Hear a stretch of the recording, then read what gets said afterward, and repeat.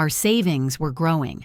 Our future seemed certain until a single credit card charge exposed a secret loan in my name. What my husband bought for his mother wasn't just expensive. It was a chilling clue to a terrifying conspiracy. The smell of garlic and basil filled our small apartment, a familiar comfort that always made me feel like we were building a real home. I was stirring a pot of simmering tomato sauce, humming along to a playlist on my phone, completely content. My husband, Mark, was lounging on the sofa, scrolling through his own phone, the blue light illuminating his face in the dimming evening. We were a team. That's what I always told myself. We were saving every penny, dreaming of a down payment on a little house with a backyard for the dog we didn't have yet. Every decision, every purchase was a step towards that shared dream. "Hey," I called over my shoulder, turning the heat down on the stove. "I was just looking over our budget. We're actually $100 ahead this month. We can put that straight into the house fund." I beamed, proud of our discipline. It wasn't easy. We'd given up expensive dates, new clothes, fancy coffees, all for that future picket fence. Mark didn't look up from his phone. He just grunted, a non-committal sound that pricked at my good mood.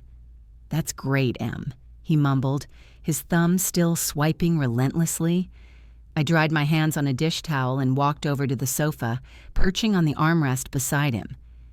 "Is everything okay? You've been quiet all evening."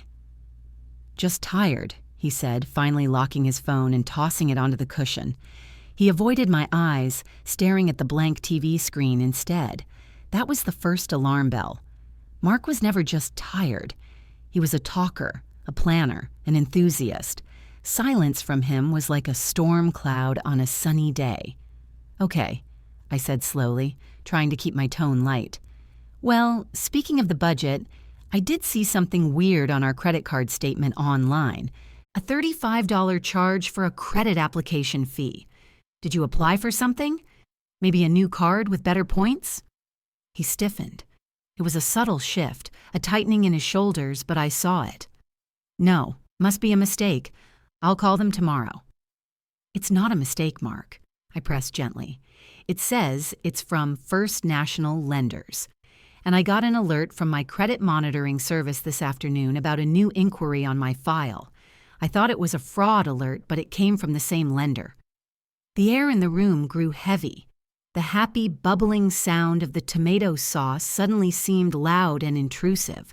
Mark finally turned to look at me, and his expression wasn't guilty or apologetic. It was annoyed, as if I were the one causing a problem. "It's nothing to worry about, Emily. I handled it." "Handled what?" "Mark, a hard inquiry dings my credit score. We're trying to get our scores as high as possible for a mortgage. What did you do?" My voice was rising, a knot of anxiety tightening in my stomach. What could he have possibly needed a loan for without telling me? A car repair? A secret debt? My mind raced through a dozen terrible scenarios. He let out a long, theatrical sigh, the kind he reserved for when I was being, in his words, dramatic. He ran a hand through his hair and finally met my gaze. The look in his eyes was so casual, so utterly unconcerned, that it sent a shiver down my spine. "Look," he said, his voice flat. "It's not a big deal. It's just a small, personal loan. It'll be paid back quickly." My heart hammered against my ribs. "A personal loan? In my name? Why would you do that without talking to me? We have an agreement. All financial decisions, we make them together. What could possibly be so important that you had to go behind my back and take out a loan?" He stood up then, walking over to the kitchen counter and pouring himself a glass of water. He took a long, slow sip, drawing out the silence until I felt like I was going to scream. He placed the glass down with a soft click and turned back to me, leaning against the counter as if he were about to discuss the weather. And then he said the words that shattered my entire world into a million tiny pieces. "Emily, my mom needs a new handbag, so I just took out a loan in your name." I just stared at him.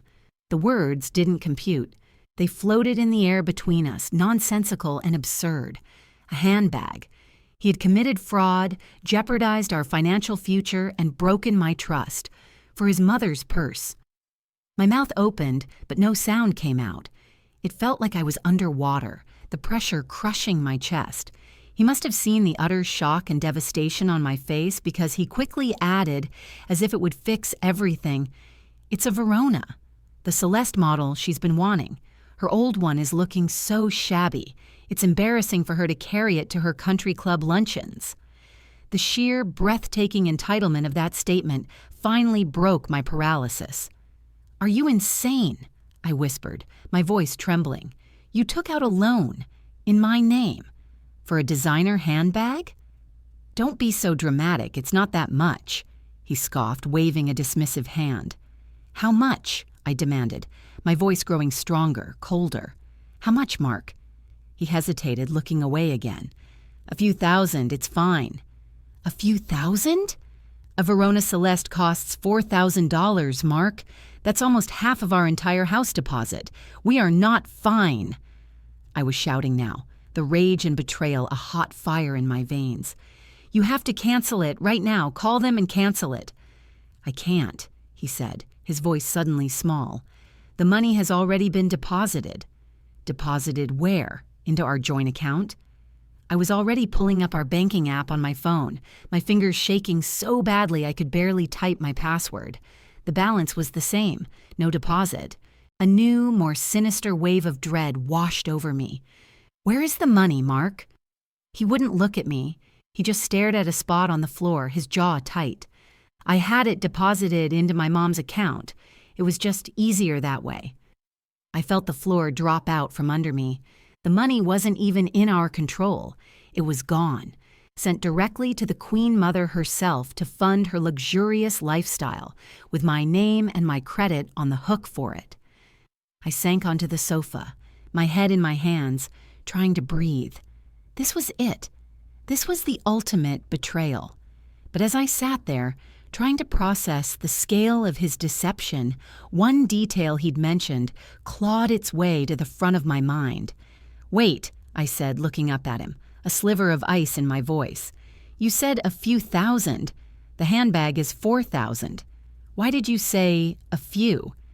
He finally looked at me, and for the first time I saw a flicker of actual fear in his eyes.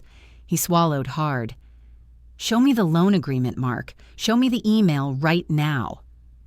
He mumbled something, trying to brush it off, but I stood up and walked toward him, my phone held out like a weapon. "Show me. Now." Defeated, he slowly pulled his phone from his pocket, his hands fumbling as he opened his email. He found the confirmation from the lender and without a word handed the phone to me. I took it, my eyes scanning the screen for the principal amount. And then I saw it. My breath hitched in my throat. The number wasn't $4,000. It wasn't even $5,000. The loan, the personal loan he had taken out in my name for his mother's handbag, was for $8,000. My gaze snapped up from the screen to his face. My voice was a bare whisper, raw with disbelief. $8,000? Why is it $8,000? Mark took a deep breath and looked me straight in the eye, his expression shifting from fear to a chilling, matter-of-fact calmness.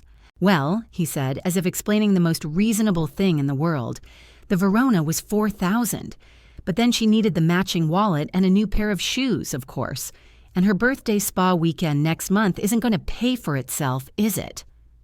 The words hung in the air, thick and suffocating, like smoke from a fire I didn't see coming. A matching wallet, new shoes, a spa weekend. It wasn't just a reckless, impulsive act of financial infidelity. It was a premeditated plunder of our future, orchestrated to fund his mother's vanity. The simmering tomato sauce on the stove began to burn, the acrid smell a perfect metaphor for what was happening to my life. For a moment, I was completely silent, a strange calm washing over me as my brain struggled to compute the sheer scale of the betrayal. It wasn't just about the money, it was about the lies, the casual disregard for me, for our partnership, for everything we were supposed to be building together. He hadn't just stolen from our future, he had taken a sledgehammer to its very foundation. "Get out," I said, my voice dangerously quiet. Mark blinked, as if he'd misheard me. "What, Emily, don't overreact. We can just tighten our belts for a few." "Get out!" The roar that erupted from my chest surprised even me. It was raw and guttural, filled with all the pain and fury that had been building inside me. "Get out of my apartment, right now." "Your apartment?" he sneered, puffing out his chest.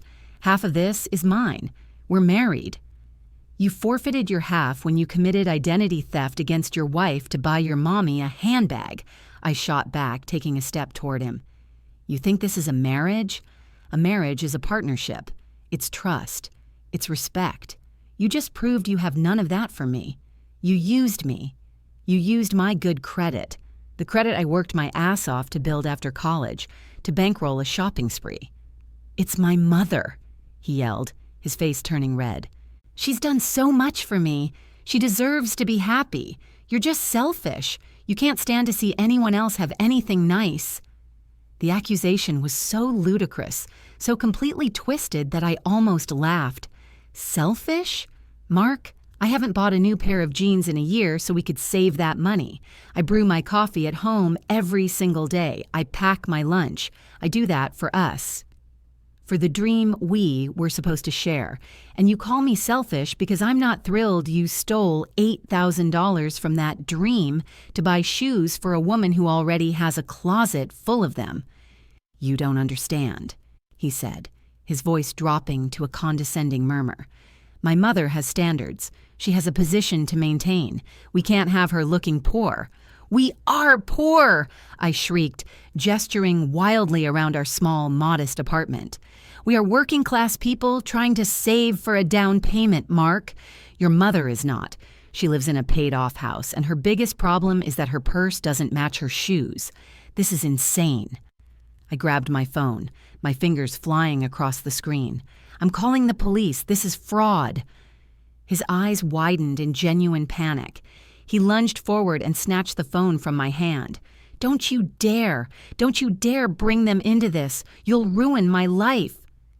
"You ruined my life," I screamed, trying to grab my phone back. "You ruined our life. Give me my phone." "No, we will fix this," he said, holding the phone above his head where I couldn't reach. I'll talk to her. I'll ask her to pay it back, okay? Just calm down." I stopped struggling, suspicion cutting through the rage. "You'll ask her right now, on speakerphone." He hesitated, his bravado deflating. "Emily, I can't—" "On speakerphone. Now. Or I walk out that door, go straight to my parents' house, and my father, who happens to be a lawyer, will handle this. Your choice." A muscle twitched in his jaw. He knew I was serious. My dad had never been his biggest fan, and the idea of facing him over this was clearly terrifying. Defeated, he unlocked my phone, found his mother's contact, and hit the call button, his thumb hovering over the speaker icon. He pressed it just as she answered. "Mark, darling, is everything all right?" Brenda's voice filled the room, dripping with saccharine sweetness. "Hi, Mom," Mark said, his voice strained. He shot me a venomous look. "Listen, we need to talk about the money, for the birthday gifts." "Oh, the Celeste. I saw the deposit. Thank you, my sweet boy. I was just about to go online and place the order. I'm thinking the sapphire blue. It will go wonderfully with my new coat." "Right, about that," Mark stammered, his eyes darting toward me. "There's been a bit of a misunderstanding. With the loan. Emily is, well, she's a little upset about it." There was a pause on the other end of the line, and the temperature in the room seemed to drop 10 degrees. "Upset?"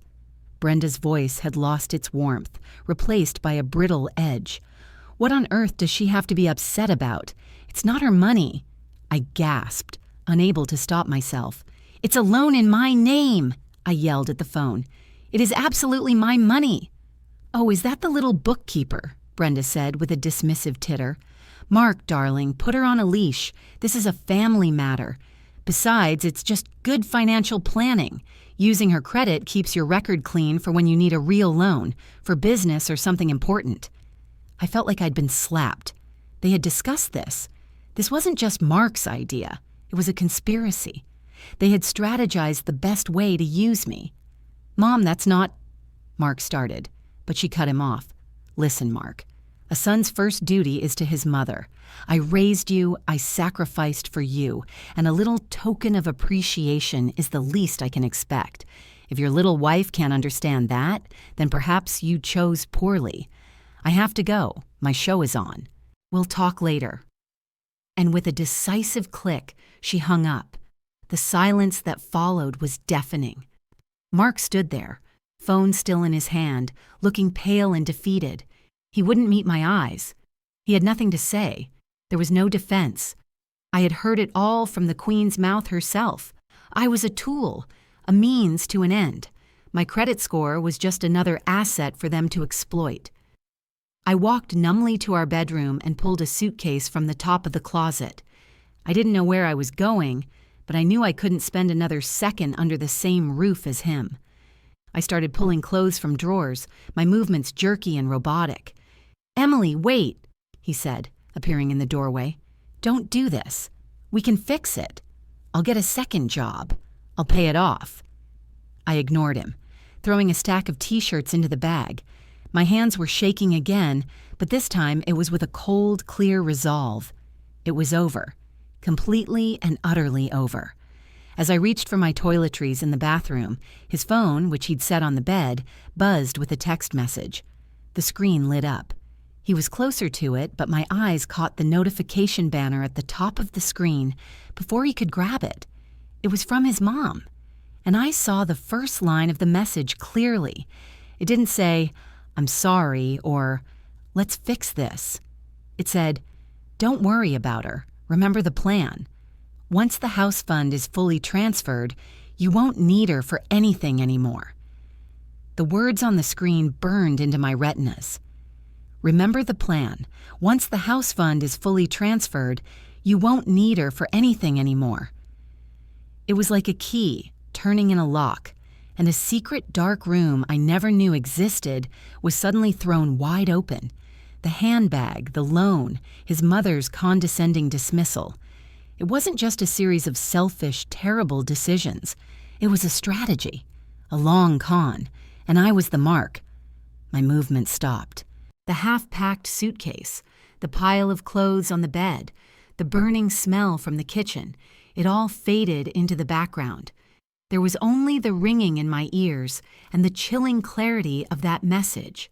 The house fund, our shared dream, the account we had so carefully built together, penny by penny. It was their ultimate target. Mark snatched the phone off the bed, his face a mask of pure panic.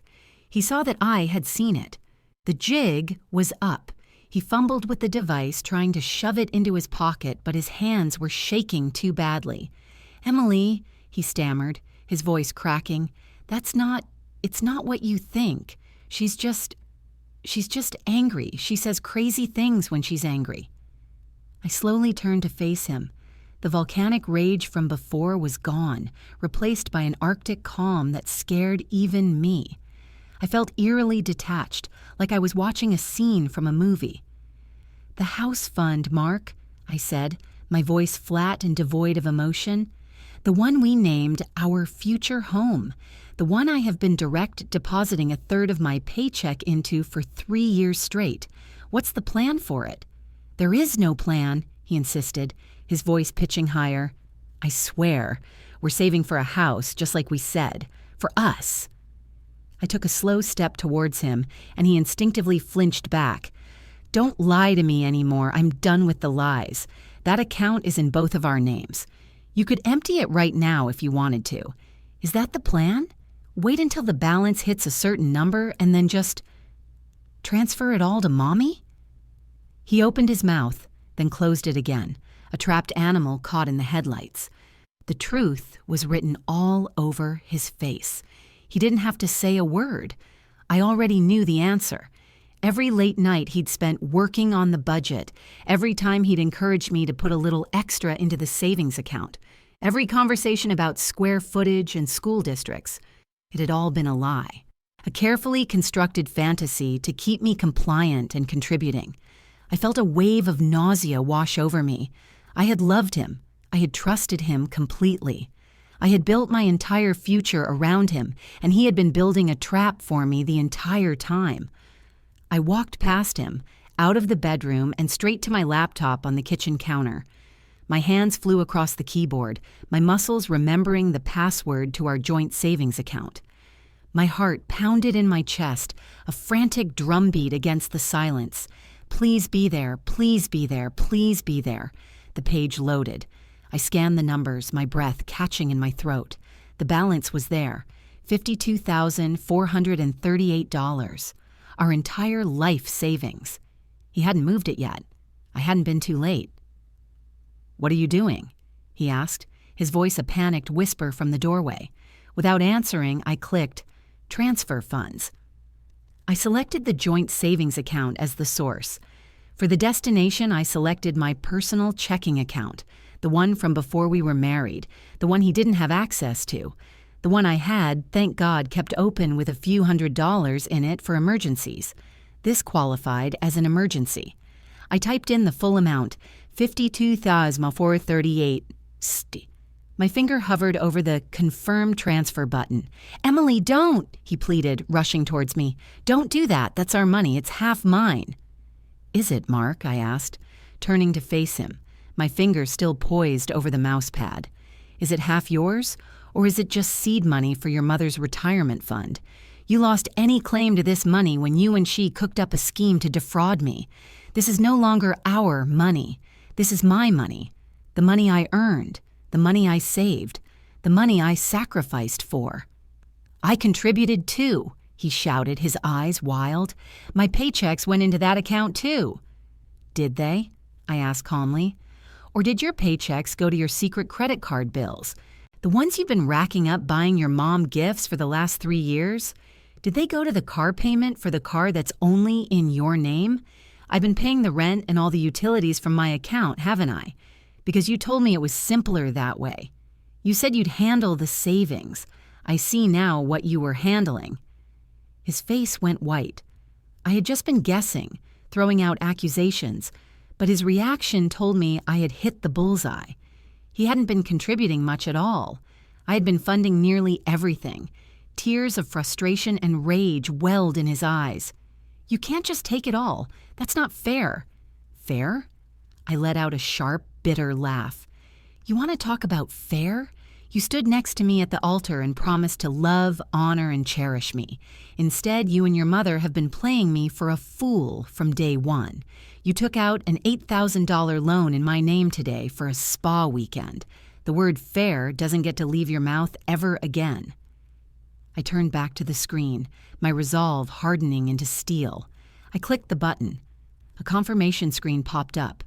"Are you sure you want to transfer 52,438 zeros?" This was it, the point of no return. In that split second, I saw our whole life together flash before my eyes. Our first date, the proposal, the wedding pictures on the mantel. But they were all tainted now, overlaid with the ugly truth of his deception. He hadn't married a partner, he had acquired an asset. I took a deep breath and clicked confirm. A green checkmark appeared on the screen. Transfer complete. A sound escaped Mark's throat, a strangled sob of fury and despair. He looked from the screen to me, his face contorted in a way I had never seen before. "You will regret this, Emily," he hissed, his voice trembling with rage. "You have no idea what you've just done." I shut the laptop and turned to face him, my heart still racing but my mind clear. "No, Mark. For the first time in a very long time, I know exactly what I've done. I've saved myself." I picked up my purse and my car keys from the counter. I left the half-packed suitcase on the bed. He could have the clothes. He could have the apartment. He could have the burnt tomato sauce. I didn't want any of it anymore. As I walked towards the door, he made one last desperate plea. "Where are you going? Emily, we can talk about this." I paused with my hand on the doorknob, but I didn't turn around. "I'm going to my parents' house, and then, first thing tomorrow morning, I'm going to a lawyer, and I'm going to the police to report the fraudulent loan." "No," he cried, the sound echoing in the small apartment. "You can't! Emily, please, my mom. She has a heart condition. The stress of a police investigation, it could kill her." I froze, my hand tightening on the brass knob. A heart condition? This was the first I had ever heard of it. In 3 years, he had never once mentioned his mother having any health problems. She was vibrant, active, always jetting off on some new vacation. It had to be another lie, a final, desperate manipulation. But what if it wasn't? What if my actions, my righteous and justified actions, could have catastrophic consequences? He saw my hesitation. He pressed his advantage, his voice taking on a pathetic, pleading tone. "It's true, Em. She has arrhythmia. The doctor said any major shock could trigger a fatal episode. We've kept it quiet. She didn't want people to fuss. But filing a police report, accusing her of conspiracy, you can't do that to her. Please. I'll pay back the loan. I'll do anything. Just don't do that." I stood there, torn. My mind screamed at me that it was a lie, a cruel and calculated tactic to make me back down. But a tiny, treacherous part of my heart whispered, what if? Could I live with myself if his manipulative, awful mother dropped dead because of me? My phone buzzed in my hand. It was an email notification. The subject line read, "Your First National Lender's Loan. Important documents attached." My blood ran cold. I opened the email. It was the finalized loan agreement he had signed electronically in my name. I scrolled down through the fine print, my eyes scanning for any detail, any loophole, any way out, and then I saw it. A single line item buried deep in the fee schedule, a detail so sinister and so revealing that it made the lie about the heart condition seem like child's play. It was a charge for an additional insurance policy, automatically added to the loan. The policy's beneficiary wasn't me. It wasn't the bank. The sole beneficiary in the event of my death was listed clearly in black and white. Brenda, Mark's last name. I stared at the name on the screen. Brenda, printed in cold digital type. Sole beneficiary, in the event of my death. The room tilted on its axis. The air thickened, pressing in on me until I could barely draw a breath. This wasn't just a con to drain my finances. This was something else, something darker and infinitely more terrifying. The handbag, the spa day, the $8,000. It was all a distraction. The real prize wasn't the loan amount. The real prize was the life insurance policy attached to it, a heart condition. The cruel irony hit me like a physical blow. They weren't worried about Brenda's heart. They were banking on something happening to mine. All of Mark's panicked pleading, his sudden desperate concern for his mother's fragile health, it was all a smokescreen.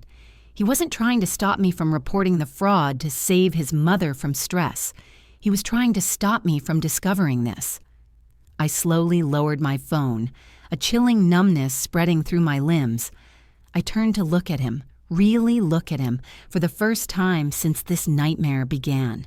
The man I had married, the man I had shared a bed with, the man I had planned a future with, was a complete stranger. The desperate, pathetic act was gone, replaced by a flicker of something cold and calculating in his eyes as he watched me process what I had just read. He knew what I'd found. "A life insurance policy, Mark?" My voice was a hollow echo in the silent apartment. "Payable to your mother upon my death? Was this part of the plan, too?" The color drained from his face. He looked like a cornered animal. "It's standard," he blurted out, the lie clumsy and transparent. "They just added on, for protection. It's for the lender in case—" "The lender is not the beneficiary, Mark. Your mother is." I cut him off, my voice like ice. "How exactly does my death benefit the lender if the payout goes directly to Brenda? It doesn't protect the loan. It just creates a motive." The word hung in the air between us. Motive. Suddenly, 100 small, unsettling moments from our marriage clicked into place. The time he'd accidentally unplugged the carbon monoxide detector because the beeping was annoying him. The way he was always pushing me to go on solo hikes in remote areas. The strange insistence he'd had a few months ago about me trying his friend's super strong prescription sleeping pills for my occasional insomnia. At the time, they had seemed like nothing quirks, carelessness, odd suggestions. Now, viewed through this new, horrifying lens, they looked like trial runs. Opportunities. He took a step toward me, his hands raised in a placating gesture. "Emily, you're hysterical. You're twisting things. This is crazy. We would never—" "We," I repeated, the word dripping with venom. So she was in on this part, too. Did you two sit at her country club and plan it over mimosas? First, we drain her savings. Then, we take out a loan in her name with a life insurance policy. And then— What, Mark? What was the then? A little push down the stairs? A tragic car accident with faulty brakes? He recoiled as if I'd struck him. "Stop it, you're insane." "Am I?" I took a step forward, my fear crystallizing into a diamond-hard rage. "I'm the one who just discovered my husband and my mother-in-law took out a life insurance policy on me without my knowledge, and I'm the insane one. I don't think so." I backed away toward the door, my phone clutched in my hand like a lifeline. I needed to get out. I needed witnesses. I needed to be somewhere public, somewhere bright and loud and safe. The cozy apartment we had built together now felt like a tomb. "I'm leaving," I said, my voice shaking but firm. "And you're not going to stop me. You can't just walk out of here with all our money and start making these wild accusations," he yelled, his desperation mounting. "You'll ruin us. You'll ruin my mother." "Your mother was ruined long before I came along," I spat back. "And you're already ruined. You did this to yourself." I fumbled with the deadbolt, my fingers clumsy with adrenaline. He lunged forward not to grab me, but to block the door, his body a physical barrier between me and my escape. "We are going to sit down and talk about this like adults," he said, his voice a low, menacing growl. "You are not leaving this apartment until we have an understanding." My blood ran cold. The pretense was gone. This was no longer a plea. It was a threat. My eyes darted around the room, searching for a weapon, an escape route. The only way out was through him. My mind was racing, a frantic slideshow of self-defense videos I'd idly watched online. Knee to the groin, palm to the nose. But before I could move, a loud, insistent knocking echoed from the other side of the door. 1, 2, 3 sharp raps. Mark and I both froze, our heads snapping toward the sound. "Emily! Mark! It's Carol from next door." A cheerful, slightly frazzled voice called through the wood. "Sorry to bother you so late, but my little Timmy kicked his soccer ball over your balcony railing again. Do you think I could pop in and grab it from your patio?" Salvation. A witness. An interruption. Mark's face paled. He looked from me to the door, his mind clearly working at lightning speed. He couldn't hold me hostage with a neighbor standing right outside. He couldn't risk a scene. He slowly, reluctantly, stepped away from the door. He tried to compose his features, forcing a strained smile.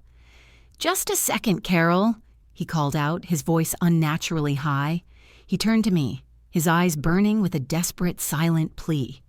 "Don't say anything." I met his gaze, my expression unreadable. I reached for the lock, my heart hammering against my ribs. This was my chance. I could swing the door open and scream. I could tell Carol everything. But then I thought about the police report, the insurance policy, the transfer of funds. This wasn't just a simple case of fraud anymore. This was complex, sinister. If I just screamed, it would be my word against his. He would paint me as the hysterical, vengeful wife who stole their life savings. I needed proof. I needed a plan. I needed a lawyer. I unlocked the deadbolt and opened the door, but only a few inches, just enough to see Carol's smiling, concerned face. I kept my body positioned to block her view of Mark and the disarray of our apartment. "Hi, Carol," I said, forcing a smile that felt like it would crack my face. "Of course. So sorry about that. Let me just grab it for you." I didn't let her in. I squeezed past the door, pulling it shut behind me, leaving Mark trapped inside. "I'll just be a second," I called over my shoulder. I walked quickly to the small patio at the end of the outdoor walkway, my bare feet cold on the concrete. The red and white soccer ball was sitting innocently in the corner next to my withered basil plant. As I bent to pick it up, my eyes were drawn to the parking lot below. I saw Mark's car, and I saw something else that made my breath catch in my throat. It was Brenda's car, a pristine white luxury sedan, parked discreetly in a visitor's spot at the far end of the lot. She wasn't at home watching her shows. She was here, waiting. As I watched, her car's interior light flickered on. I could see her silhouette in the driver's seat. She was on the phone. And then, as if she could feel me watching her, she turned her head and looked directly up at my balcony. Even from this distance, I could see the cold, impatient glare on her face. This wasn't a rescue mission for her son. She was the general, waiting for a report from her soldier on the front lines. I grabbed the soccer ball and hurried back, my mind spinning. She was a part of this, right here, right now. I handed the ball to Carol, thanked her, and watched her disappear back into her own apartment. It was just me and the closed door again. Behind it, Mark was waiting. Outside, in the parking lot, his mother was waiting. I was caught between them. I took a deep breath and pulled out my phone, my fingers flying. I wasn't going back in there, not ever. I sent a text to my dad. "Need you, trouble at my apartment. Don't call, just come, and bring a friend." Then I opened the email with the loan documents again, my eyes scanning for one more detail. The lender. First National Lenders. I'd never heard of them. On a hunch, I opened a web browser and typed the name in. The first result wasn't a bank. It was a news article from a city 2 states over, dated 6 months ago. The headline made the last bit of air leave my lungs.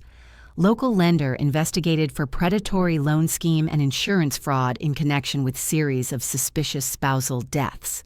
The headline glowed on my phone screen, a beacon in the dim hallway, illuminating the abyss that had opened up at my feet. Suspicious spousal deaths. This wasn't just a plan to ruin me financially. This was a pattern, a business model. Mark and his mother weren't just greedy monsters.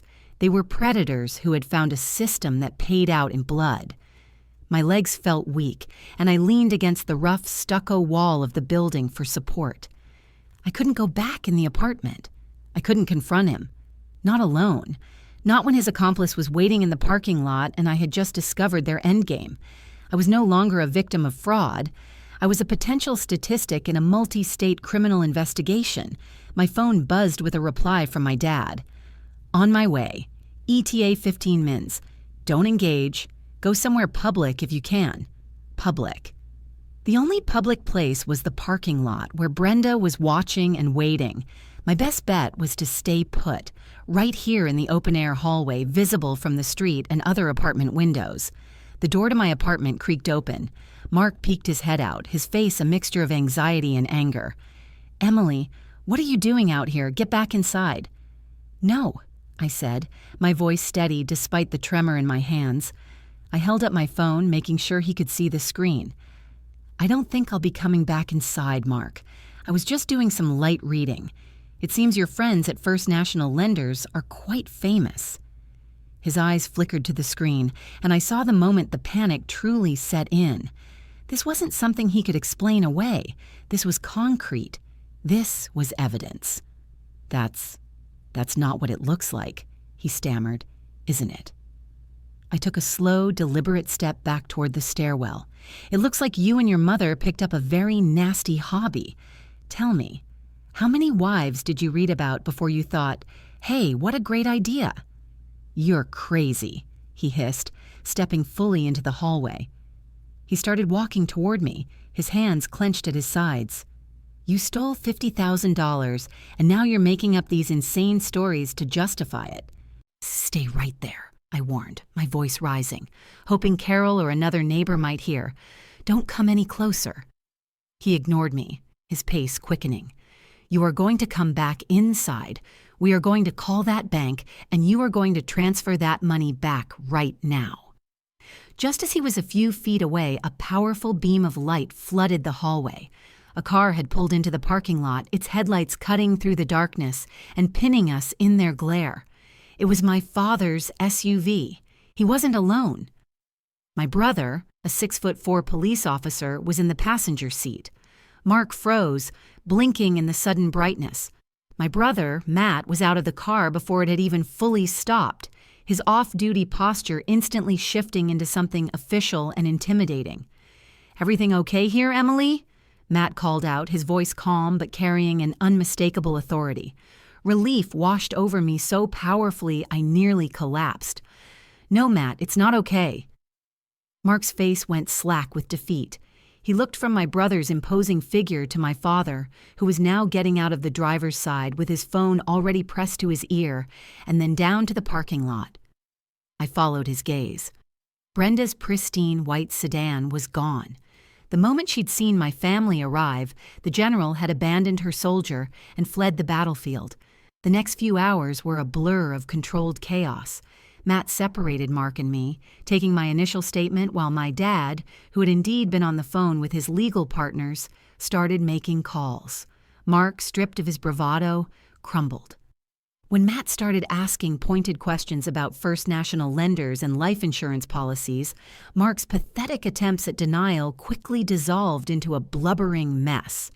He tried to throw his mother under the bus, claiming it was all her idea, that she had pressured him, that she had a strange obsession with these true crime shows and had gotten the idea from there. It was sickening to watch, but every word he spoke was another nail in his own coffin. By the time the on-duty officers arrived, my dad had already emailed them a mountain of evidence. The loan agreement with the insurance policy, a screenshot of Brenda's text message, the online news articles, and a detailed timeline of events that I had recounted to him. The $52,000 I had transferred was now secured in a trust account managed by my father's firm, irrefutable proof of my claim that I was trying to protect my assets, not steal marital funds. They arrested Mark that night. The charge was aggravated identity theft, but my dad assured me that was just the beginning. The police in our state were now in contact with the investigators in the other state, sharing information about First National lenders. Mark wasn't just a suspect in a fraud case anymore. He was a person of interest in a much larger, darker investigation. Brenda was apprehended the next day trying to board a flight to a country with no extradition treaty. It turned out the heart condition was a complete fabrication, but her real medical records showed something far more interesting. A history of psychiatric evaluations that painted a picture of a severe narcissistic personality with sociopathic tendencies. Her plan hadn't been just about the money. It was about control and the sadistic pleasure of manipulating her son into destroying his own life for her benefit.